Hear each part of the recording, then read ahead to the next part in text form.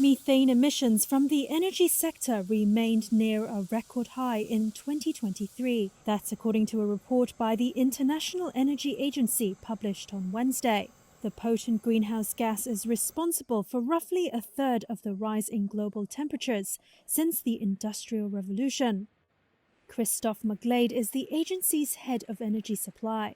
One of the key things that we found was that last year, in 2023, we saw an increase in the level of methane emissions coming from fossil fuels. It's very bad news for climate change. The IEA says production and use of fossil fuels put more than 120 million metric tons of methane into the atmosphere last year, a slight rise over 2022.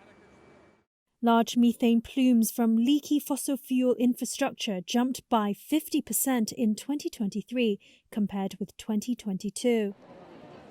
At last year's United Nations Climate Summit in Dubai, nearly 200 countries agreed to rapidly and substantially cut methane emissions. Our methane emissions. Dozens of oil companies have also voluntarily committed to reduce emissions.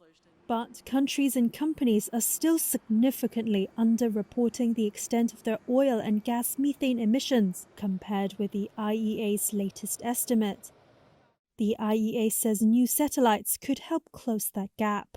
Two big things that we hope to see in 2024 is, first of all, is more transparency. New satellites going up into orbit are looking specifically at methane emissions. The other thing is that we will start to see these pledges, we will start to see these policies coming through. And that means that 2024 should mark a turning point in our action, in our efforts to reduce methane emissions going forwards.